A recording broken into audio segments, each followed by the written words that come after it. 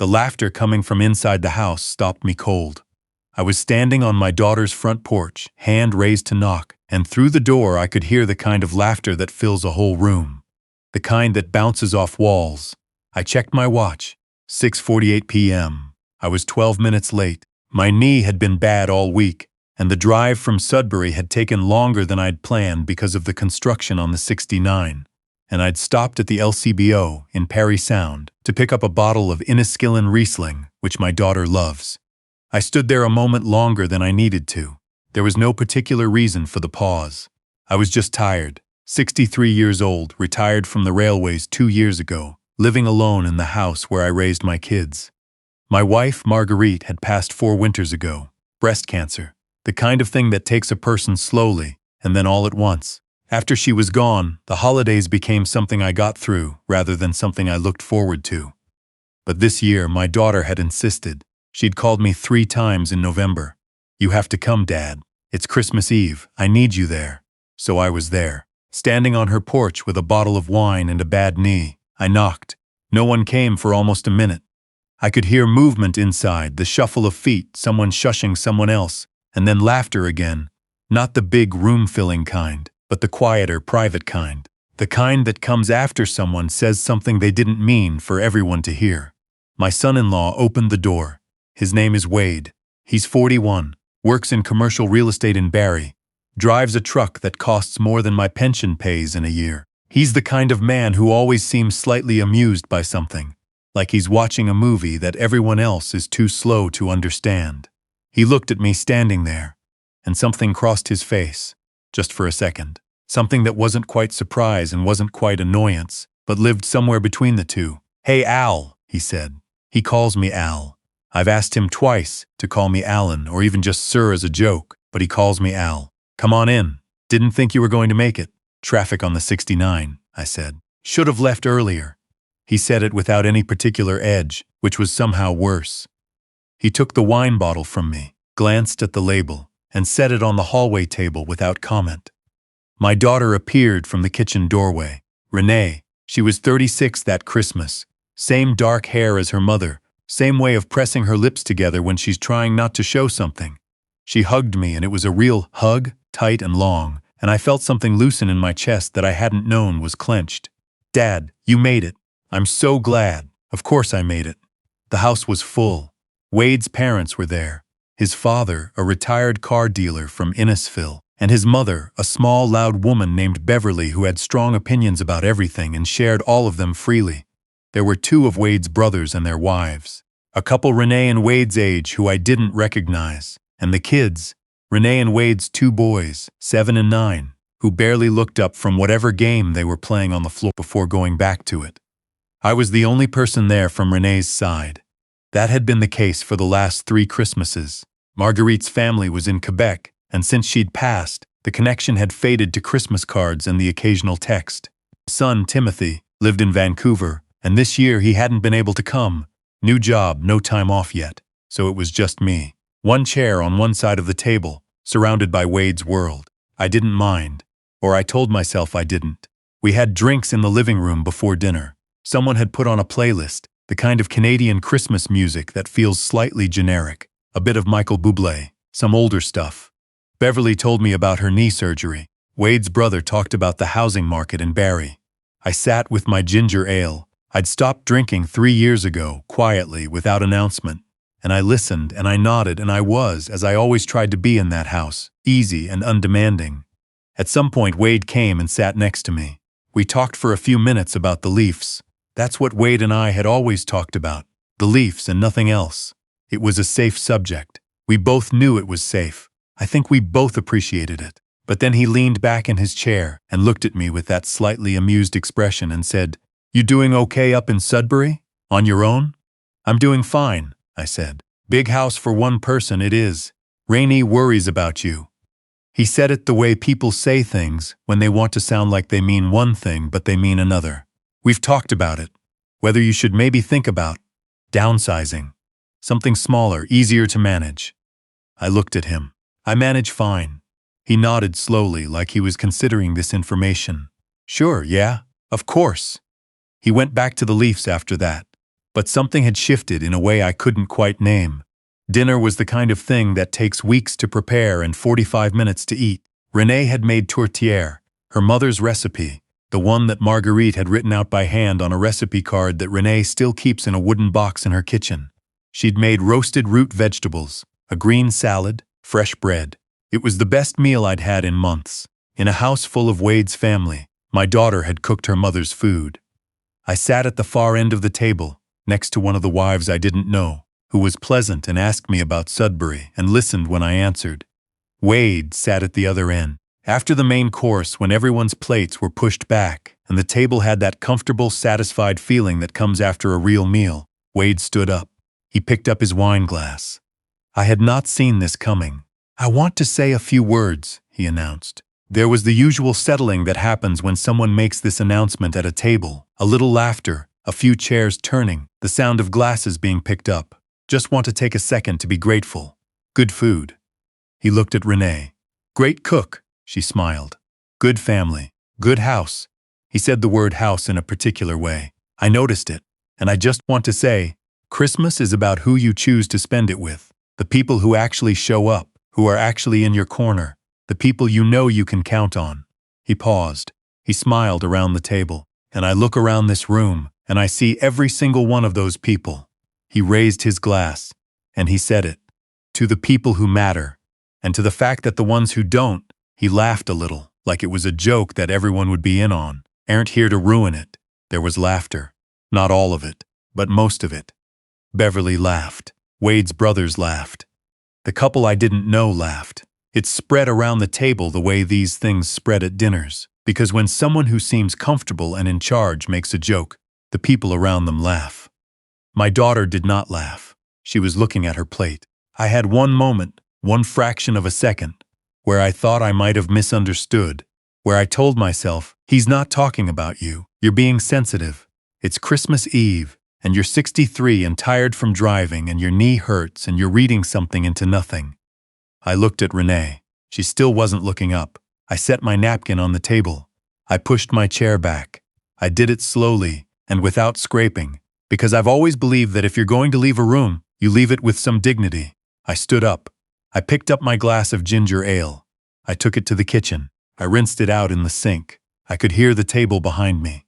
The conversation had resumed. The moment had passed, the way these moments do when the people around the table decide, collectively, to let it pass. I put on my coat in the hallway. I tucked the Inniskillen Riesling I'd brought under my arm. I'd noticed it was still sitting on the hallway table where Wade had left it, untouched. I opened the front door and I stepped out into the cold. It was -14. Clear sky. The kind of Canadian December night where the stars are very bright and the snow is very still, and everything is quiet enough that you can hear your own breathing. I drove. I stopped at a Tim Hortons on the edge of Barrie, and I sat in the parking lot with a large double-double, and I did not cry, which I will say I was close to, not because of what Wade had said, or not only because of that. I was close to crying because of Renee, because she hadn't looked up. I'd spent 40 years trying to be the kind of father you could count on, not the kind who showed up with money or big gestures or grand speeches, just the kind who was there, who drove through bad weather, who answered the phone at 2 in the morning, who sat in hospital waiting rooms and made the calls that needed to be made and held things together when things needed to be held. I wasn't a perfect man, I never claimed to be, but I showed up. I always showed up, and she hadn't looked up. I finished my coffee. I drove home to Sudbury. I went to bed. I didn't sleep much. In January, Renee called. She called 4 times before I picked up. Not because I was avoiding her, or maybe partly because of that, but mostly because I didn't know what to say, and I've always been a man who waits until he has something to say before he opens his mouth. She cried when I picked up. She said she was sorry. She said she didn't know he was going to say that. She said she'd talk to him about it. "What did he say?" I asked. She paused. "He said you were being too sensitive." I had known somehow that this would be the answer, but it's different hearing it said. "Renee," I said. "I know, Dad. Do you?" Another pause. Longer. "He's been under a lot of pressure," she said. "The business. We had a rough year financially. I knew a little about this. She'd mentioned it in the fall, vaguely, something about a deal that hadn't come through, some cash flow issues. Wade's commercial real estate business had gone through some turbulence, she'd said. She hadn't been specific, and I hadn't pushed. How rough? I asked. It's fine now. It was fine. Renee, Dad, I said it's fine. We talked for another 20 minutes about other things. The boys, her work, a trip she and Wade were thinking about taking in the spring. When we hung up, I sat with the phone in my hand for a while. Cash flow issues. That was the phrase she'd used in November. And then I thought about something else. In October, 8 weeks before Christmas, Renee had called me about something specific. She'd asked for a loan. Not a loan, she'd said. A gift, really. An interest-free loan between family. She needed $40,000 to help cover some business expenses while they waited for a commission to come through. She'd sounded embarrassed asking. She'd said she hated to ask. She'd said it would only be for a few months. I had given her the money. I hadn't thought much about it. She was my daughter. It was money I had. Marguerite's life insurance sitting in a GIC at the TD. I transferred it in 2 installments, and Renee had thanked me and said she'd have it back to me by spring. Now it was January. The commission apparently had not yet come through. I am not a suspicious man by nature. I spent 30 years on the railways, and railway work teaches you to trust people to do their jobs, because if they don't, things go wrong in ways that can't be fixed.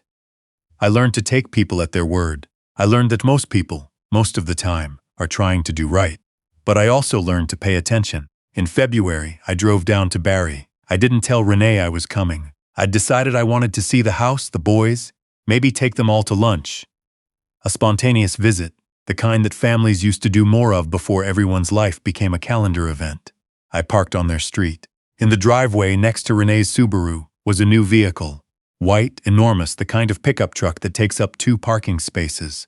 A Ram 1500 Limited. I know the model because my neighbor Harold, not the Harold from any other story, just my actual neighbor, has been trying to decide between that one and the Silverado for 2 years, and has shown me every comparison video on YouTube. The Ram 1500 Limited starts at around $90,000. I sat in my car and I looked at it for a long time. I thought about the $40,000. I thought about cash flow issues. I thought about the toast. Wade answered the door. He seemed surprised to see me, and then quickly composed himself into his usual expression. That slight amusement, that faint sense that he was already a step ahead of whatever the conversation was going to be. Al. Hey, didn't know you were coming down. Surprise visit, I said. Renee's at yoga. She'll be back in an hour. That's all right. I looked past him the driveway. New truck? He glanced back at it, like he'd forgotten it was there. Yeah. Got a good deal? Nice truck, I said. What year is that, 24? 25, he said. Beautiful, I said. We looked at each other. Coffee? He offered. Sure, I said. We sat at the kitchen table, and Wade made us both coffee and talked about the Leafs and a little about the market, and I listened and I nodded, and at no point did he mention $40,000, or a commission that was coming, or a loan that was now 4 months old. I finished my coffee. I said I'd come back when Renee was home. I drove to a diner on Dunlop Street, and I ate a bowl of soup and I sat there for a while.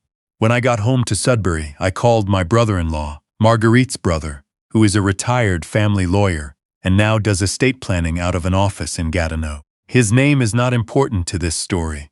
What is important is that he knows more about these things than I do. I told him what I'd given, what I'd been told, and what I'd seen. He listened without interrupting, which is one of the things I've always respected about him. When I finished, he said, "Did you have anything in writing?" "No." A pause. "Did you keep records of the transfers?" "Yes." "Bank statements?" "Good." Another pause. "Alan, I want to ask you something, and I want you to think carefully before you answer. Did Renee ask you for this money? Or did the request come from Wade?" I thought about October. I thought about the phone call. I thought about the way Renee had sounded, embarrassed, uncomfortable, like she was asking something she'd been asked to ask. "She called me," I said. But, I don't know," I said. "I think you might know," he said. I didn't say anything. "I'm not telling you what to do," he said, "but $40,000 is not a small thing. And a truck that costs $90,000 is not what you buy when you're waiting for a commission to arrive. Those two facts do not go together." "No," I said, "they don't." I didn't call Renee right away. I spent 2 weeks thinking about what I wanted. Not what I wanted to say or what I felt or what Wade deserved, All of those things were clear enough. I mean, I spent 2 weeks thinking about what kind of ending I could live with. I am 63 years old. I have buried a wife.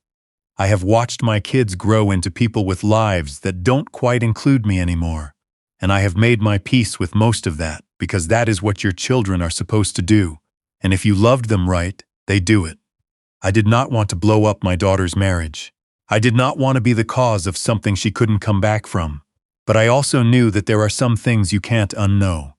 A Ram 1500 in the driveway, a toast that landed like a closed door, a daughter who didn't look up.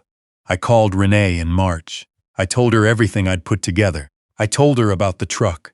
I told her what her uncle had said. I told her I wasn't angry, which was mostly true, and that I didn't want to make things harder for her. But I told her that $40,000 was $40,000, and that I needed her to understand clearly and without ambiguity that I expected to have it back. Not someday, not eventually. By December, she was quiet for a long time. Then she said, "He said we'd pay you back." I know he said that. He said by spring, I know. Dad, Renee. I said her name the same way I used to say it when she was 16, and I'd found out she'd lied to me about where she was going. Not angry, just certain. I love you. That doesn't change. But I need you to hear me. That money was your mother's. It came from her policy, and I gave it to you because you're my daughter, and I would do anything for you. But I won't be made to feel like a burden in my own daughter's house, and I won't pretend that the man who stood up at the Christmas table and said what he said was being anything other than what he is. The silence this time was different. Finally, she said quietly, "What is he?" "I think you know," I said. She cried. Not the way she'd cried in January, the quick, managed kind. A longer, heavier cry. The kind that comes when something you've been holding finally gets put down. I stayed on the phone. After a while, she said, "He borrowed from his brothers, too. And from his business partner. I didn't know until last month." "How much?" I asked. She told me. "I won't repeat the number. It was more than $40,000. Considerably more." "Renee," I said. "What do you want to do?" "I don't know," she said. "That's okay," I said. "You don't have to know right now. Are you angry at me?" I thought about Christmas Eve. The porch, the laughter through the door, the 12 minutes I was late, the bottle of Riesling sitting untouched on a hallway table. "No," I said.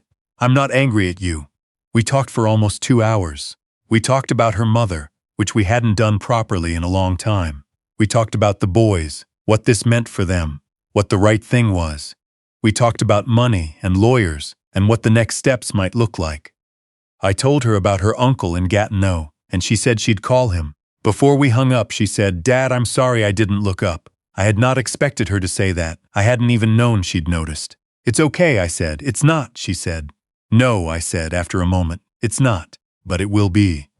Summer arrived, the way summers arrive in northern Ontario, all at once and bright and without apology. I drove down to Barrie in June to take the boys fishing on Lake Simcoe. Just me and the two of them, an early morning, the kind of cold water and cool air that wakes you up properly. We didn't catch much. The older one, who is 9 and already acts like he knows everything, told me that his dad had moved into an apartment. He said it the way 9-year-olds say things, plainly, without drama, as a fact among other facts. I said, "I know, buddy. Do you think it's going to be okay?" he asked. He was watching his fishing line. The lake was perfectly flat. In the distance there were boats, and further still, the tree line, dark green against the sky. "Yeah," I said. "I think it's going to be okay." He nodded like this was the correct answer. We sat there for a while longer, the three of us, in the quiet. Renee called her uncle. The legal process was slow, the way legal processes are, but it moved. The $40,000 is now part of a formal agreement. Wade's lawyer and Renee's lawyer worked it out. I don't know when I'll see the money, maybe not in full, and maybe not soon. That's the reality of these things. But that's not really what this is about. The day after Christmas this past year, a full 12 months after that porch, that laugh, that toast, I drove down to Barrie again. Renee made tourtière, her mother's recipe. The boys were loud and everywhere, and at some point my older grandson knocked over a glass of juice. And the younger one laughed so hard he fell off his chair. And I sat at the table in my daughter's house, at Christmas, and I laughed until my eyes watered. There was no toast. There was no one standing up to say who mattered and who didn't. There didn't need to be. I already knew.